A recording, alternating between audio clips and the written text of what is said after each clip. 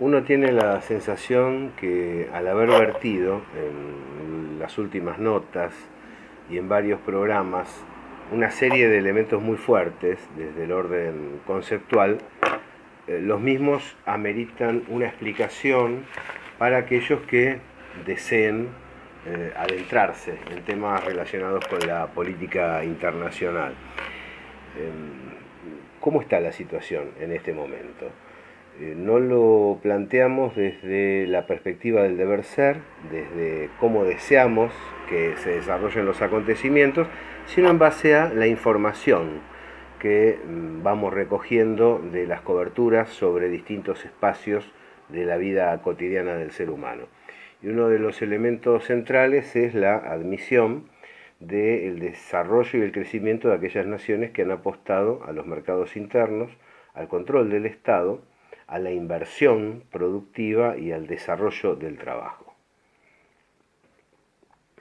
Como contracara, hay un decrecimiento de aquellas regiones que han insistido en quedar bajo la égida del capital financiero y han dejado de lado, argumentando nuevas tecnologías, pero en realidad debido a la determinación de transferir los recursos de las áreas productivas a las rentísticas, es la capacidad humana de laborar por su riqueza, por su desarrollo, por su ciencia y por su técnica. Hay no tantos focos de conflicto reales en el planeta en este momento. Los hay larvados, por supuesto, y seguramente, y creo que es de prever, que nunca dejen de existir algún tipo de foco de conflicto. Pero tenemos la situación en Yemen, que es en verdad grave. Tenemos la situación en Medio Oriente, que persiste, básicamente no ya sobre otras naciones, sino específicamente observando el comportamiento israelí en contra del pueblo palestino, y también la reyerta indo-pakistaní, en la cual emergen una serie de datos relevantes, tanto históricos como presentes y en proyección, y vale la pena analizar en detalle. Cuando uno habla de esas zonas, habla de conflictos realmente fuertes, potentes, pero que no son de carácter global, aun cuando a través de la provocación se pretenda, se busque que los mismos tengan una intensidad planetaria completa. Cuando decimos que la historia la escriben los que pierden, nos estamos asentando, por un lado, en el viejo planteo del cine hollywoodense, del cine norteamericano, acerca de la narración vinculada con el interés del que pone la plata y no con los sucesos que efectivamente han acaecido. Pero no es ese el eje presente, aun cuando tenga un rastro histórico realmente atractivo, interesante. Sino que desde los años 90 para aquí, desde los 80 en algún segmento, el capital financiero resolvió adquirir, comprar, tener los medios de comunicación más importantes en el orden planetario. Y ahí aventajó a aquellos que están en una posición contraria, porque el capital financiero orienta editorialmente mucho más allá de la descripción de la realidad. Lo que hace es narrar lo que desea narrar para dar una imagen, y ahí entra también nuestra responsabilidad, de un mundo que sigue fijo en valores previos, en los valores elaborados en la combinación del macartismo con la expansión por la aceleración de la ganancia de la renta financiera. Sin embargo, desde Lehman Brothers para acá, lo que ha existido es una reposición de la importancia de los estados para garantizar la subsistencia regional.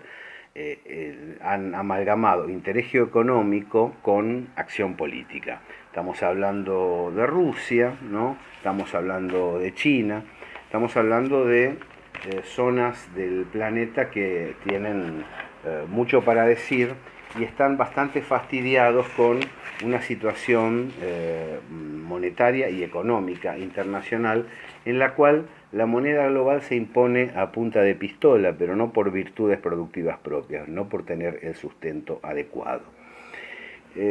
Podríamos decir que en el presente las instancias de desarrollo que comandan, que operan como locomotora del planeta, son Eurasia básicamente con sus dos grandes componentes, Rusia y China, pero no solo con ellos, sino con los aliados de la Organización para la Cooperación de Shanghái, con toda la gente del ASEAN, inclusive con India y Pakistán, que ingresaron allí por beneficios económicos, pero no siempre se comportan de manera adecuada según las exigencias de seguridad del organismo. Zonas de China circundantes al país coloso asiático, que en otro momento estuvieron cercanas a los Estados Unidos y se van alineando en esa dirección.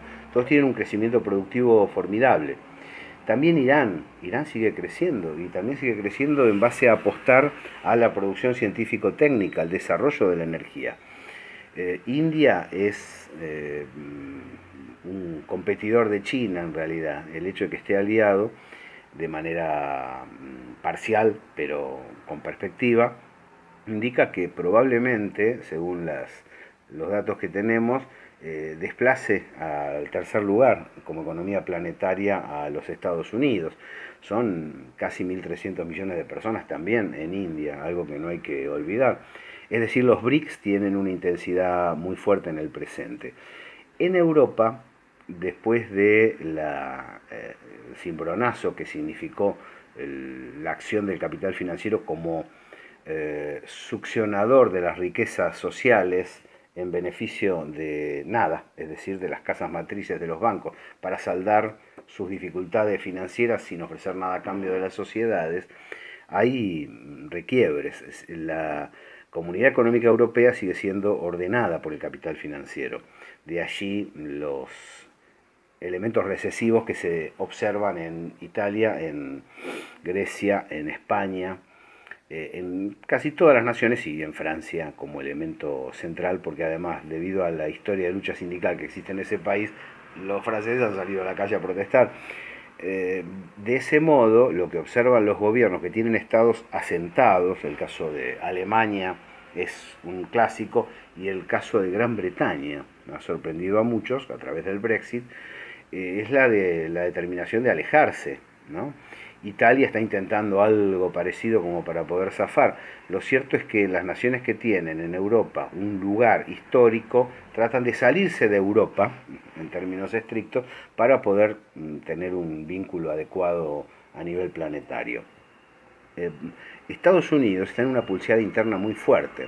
Al abandonar las aventuras bélicas externas, el presidente Donald Trump lo que logró es reducir el déficit fiscal que era absorbido por las grandes empresas de mercenarios y de armas, y dinamizar la industria local. En los últimos años ha crecido el PBI industrial norteamericano. No va a ser fácil remontar la situación de semejante potencia, pero al llegar López Obrador a México con un planteo en lo industrial semejante, porque él dice el problema no es la migración, el problema es construir las fuentes de trabajo para que los jóvenes mexicanos se queden a vivir acá, dentro del espíritu justiciero que caracterizó toda la trayectoria de López Obrador. Hay una amalgama del hemisferio norte que puede llegar a levantar cabeza con estas políticas si se aviene a dejar de lado la historia belicista que desde Reagan hasta Barack Obama caracterizó esta zona del planeta. Más allá de la verba, ¿no? Hay verba de rasgo imperial discursivo frente a Mar de China Meridional, frente a Medio Oriente, frente a los palestinos, frente a Venezuela, pero por el momento no ha habido una acción bélica concreta que damnifique los derechos de esos pueblos. Es decir, una avanzada como la hubo frente a Libia, frente a Irak, que destruyó naciones. Esto no quiere decir que esto esté garantizado, porque el suprapoder insiste en orientar la presidencia norteamericana en esa dirección, están en esa pulseada, que de algún modo es preocupante para el resto de la humanidad, pero sobre todo para ellos mismos, porque se debate el hemisferio norte en vivir o morir, es decir, en desmembrarse y ser un cúmulo de paisitos controlados por Eurasia. Ahora bien, frente a este panorama, es llamativo que la República Argentina, el UNASUR, que fue uno de los disparadores, y en el caso de Argentina argumentadores por la tradición histórica tercerista de nuestro país, de la multipolaridad. De eso venimos hablando, que hoy encarna el Papa Francisco en el planteo general y estas potencias, entre otras, en el planteo particular. La Argentina deserta de este momento, y mientras Argentina deserta en este proceso recesivo inducido por el capital financiero, los demás siguen creciendo. Hablaba de India. India tiene un desarrollo científico, técnico, aeroespacial espectacular. La Argentina, envidia de muchos países del planeta por la construcción del ARSAT, lo dejó ahí, y hay imbéciles que llegaron a decir que se trata de una heladera lanzada al espacio. Bueno, eso demostró el know-how argentino, la capacidad inversora y también la capacidad técnica de los trabajadores argentinos. Era muy importante sostener la industria aeroespacial en nuestro país, como la vinculada con la energía, entre muchas otras, por supuesto. Bueno, lo cierto es que mientras los demás crecen, los BRICS siguen desarrollándose en base a la inversión productiva, con discusiones y excepciones. Inclusive los países del ASEAN se acercan a este modelo, ni hablar de China y Rusia, que no van a dejar de lado ese despliegue. Irán lo mencionábamos recién, inclusive algunas naciones africanas que están vinculándose tanto con Rusia a nivel energético como con China a nivel de sostén financiero. Están afrontando la nueva etapa del planeta, el nuevo orden que surge de la multipolaridad, con un franco periodo de desarrollo. La Argentina se está hundiendo cuando había sido eje de la convocatoria previa, los discursos en la ONU contra los fondos buitres, el planteo en contra de la renta improductiva y también el derecho de la autodeterminación de los pueblos. La Argentina, que podría estar usufructuando este momento, y debido a su capacidad técnica y también al volumen de un mercado interno apreciable, aun cuando tengamos menos habitantes que otros, las riquezas naturales y las posibilidades industriales, tendría un lugar muy apreciable en el nuevo orden.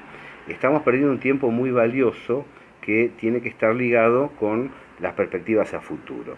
Finalmente, arrancamos mencionando el tema medios. Como el capital financiero invirtió en los medios, narra una historia diferente. El primer mundo en la historia ficticia sigue siendo Europa, una Europa bastante difícil de ubicar, porque todos se corren, no pueden explicar, no dicen lo que está haciendo efectivamente Gran Bretaña, y un Estados Unidos que ya no existe. En realidad, la verdad es la que estamos narrando, con algún detalle más o con algún detalle menos. Gabriel Fernández en La Señal.